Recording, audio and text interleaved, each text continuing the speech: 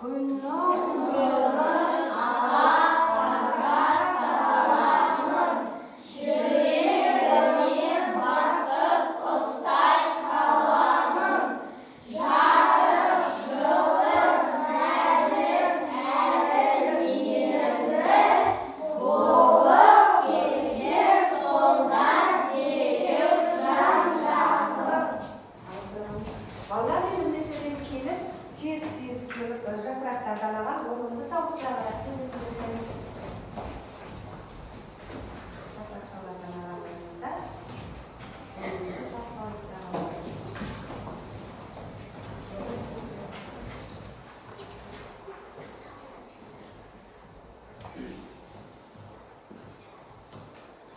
top ara qashiq to'g'ri, ikkinchi top sildamda, uchinchi top to'g'ri.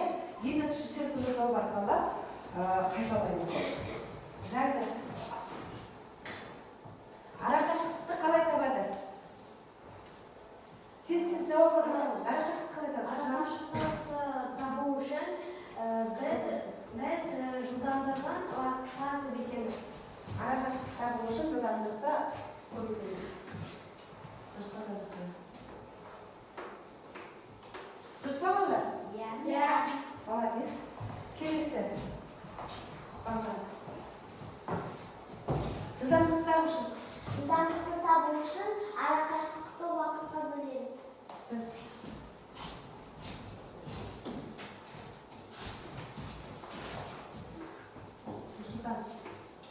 Уақыт табу үшін істейміз.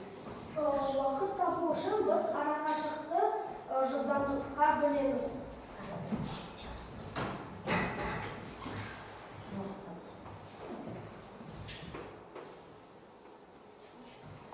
Dürüst mü oldu? Ya. Жарайсында кітап саласын жақсы. Енді қазір барықтарым тақтағы қарайғада мына жерде жазылған сөздерді екі топқа бөлеміз. Олардың ортақ қасиеттерін табамыз. Жүгіріп біреу ұнады жақсы. Бол. Керіп тұрған жаққа елдер қоямыз. Сен бол. Мына жаққа тағында тез. Екінші топқа.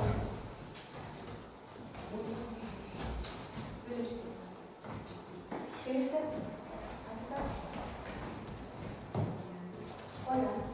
Қоян. Тез бол.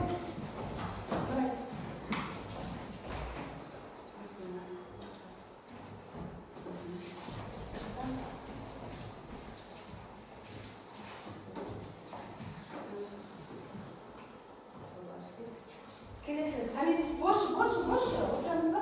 Инжу.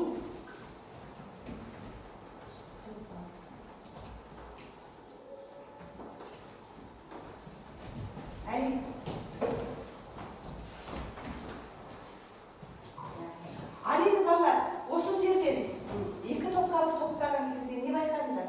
Бірінші жануарлар, ал екінші топта көліктер. Ал олардың ортақ қасиеті не? Ортақ қасиеті не?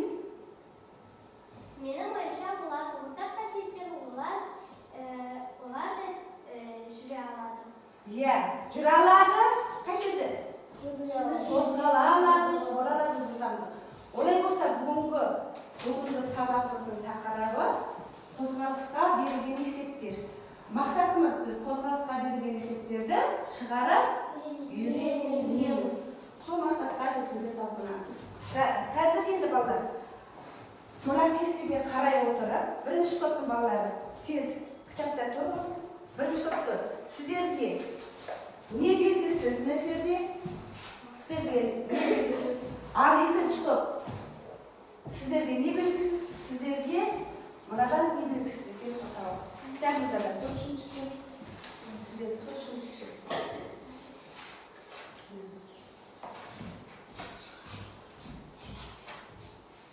Балалар есіп шығып тұрдыңдар ма? Иә. Бірінші топтан жаңбыр келіп, өзі енді айтамын. Басқамыз тыңдап отырамыз. Біздің есепте арақашықтық және жылдамдық белгілі болды, ал уақыт белгісіз. Біз уақытты табу үшін біз арақашықтықта 180 километрді жылдамдыққа 60 километр сағатқа бөлдік. Тең болды 3 сағат. Түсініп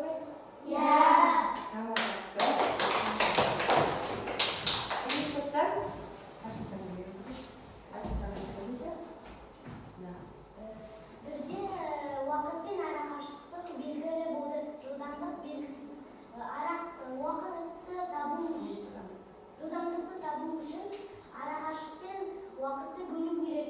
Тең 70 км сағат шығады. Дұрыс болды ма балалар? Үшінші топтар.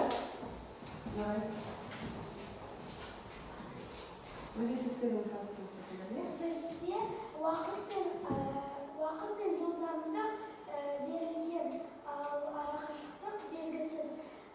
Ол арақашықтық табу үшін біз жылдамдықты уақытқа бөлеміз. 90 км сағатты 5 сағатқа бөлсек 450 км шығады. Жоқ. Дұрыс болды ма балалар?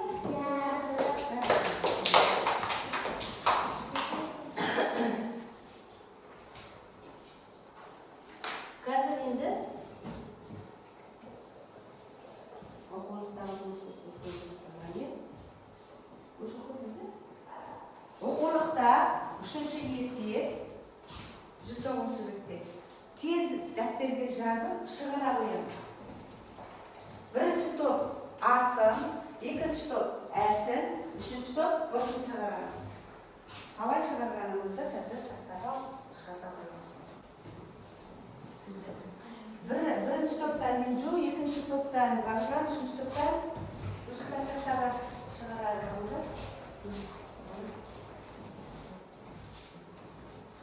Сіздер өздеріңіздің шығарғандарыңызды салыстырып қарап тексересіздер, иә?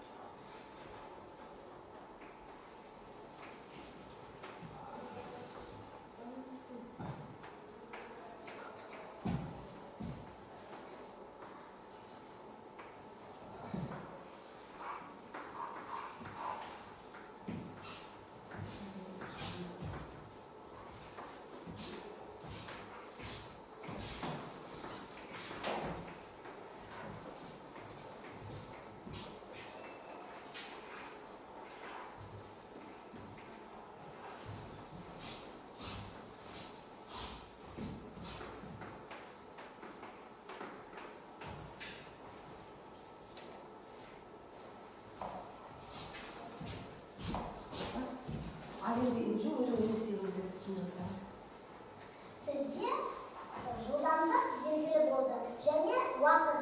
Бізде жылдамдық 18 км сағат болды, ал уақыт 3 сағат болды. Бізде арақашықтық белгісіз болды. Біз арақашықтықты табу үшін жылдамдықты уақытқа көбейттік. Сонда біз 18 км сағатты 3 сағатқа көбейткенде 54 км болады. Дұрыс па балалар? Бізде уақыт және арақашықтық белгілі, жылдамдық белгісіз. Жылдамдықты табу үшін біз арақашықтықты уақытқа бөлеміз. 45 км бөлу 3 сағат тең 15 км сағат шығады. Жылдамдық қанша болды? Жылдамдық 15 км сағат. Бізде жылдамдық пен арақашықтық белгілі, ал уақыты белгісіз. Біз уақытты табу үшін С бөлу В формула болады. Біз уақыт табу үшін 42 бөлу 14 тең 3 сағат болады. Уақыт қанша? Уақыт 3 сағат.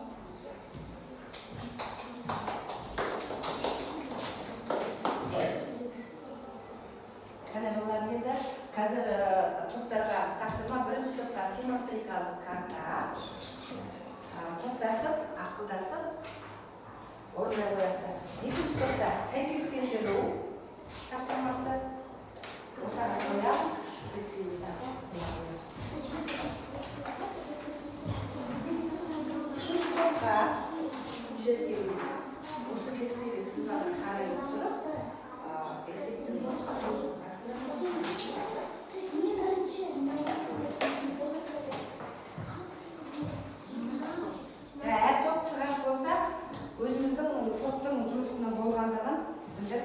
көтеріп алайық. Бірінші топ болды, екінші топтар болды. Және үшінші топ болды. Жақсы, енді бірінші топ жұмысын қорғап шығады. Сіздер қарап отырсыңыз. Бірінші топтар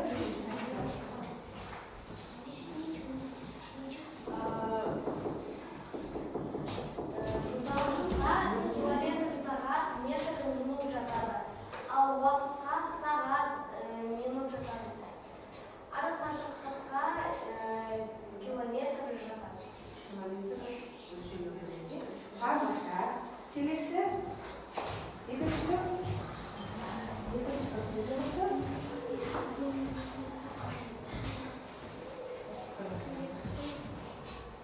Тыңдаймыз.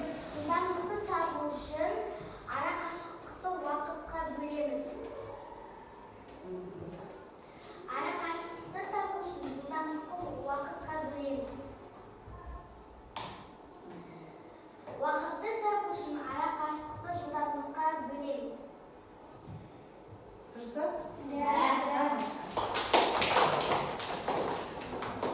Тоқтаймыз ба?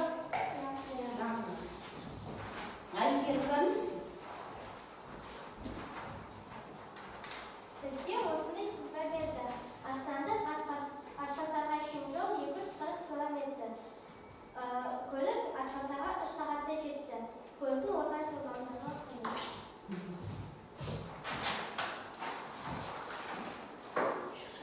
Біз көліктің орташа жылдамдығын қолдану үшін ара қашықтықты уақытқа бөлдік. Сол үшін біз 240 бөлу 3 тең 80 километр. Тамаша. Дұрыс па балалар?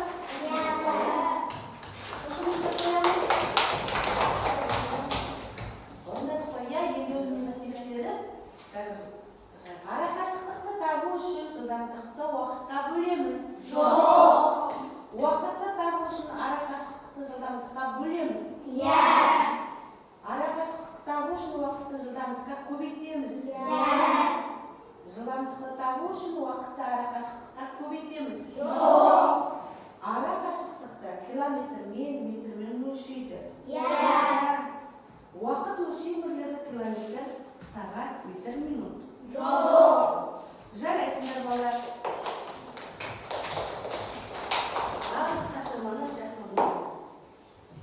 Балалар енді бүгінгі сабақта керемет қатыстыңдар.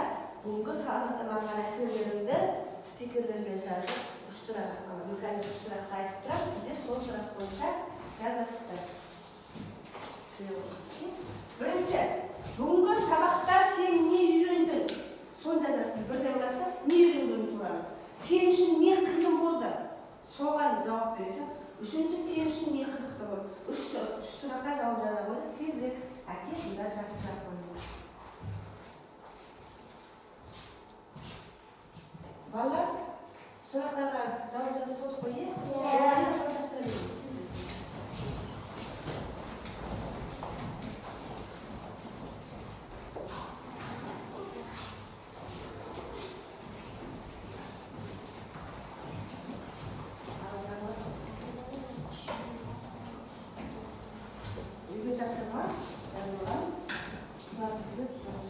Бүгін сабаққа белсене қатысқан Жаңғыр, Инжу, Асылса, Айсұлтан, Табиғи Барша, Әдия, Нұрсұлтан ерекше қатысты. Сіздерге көп рахмет.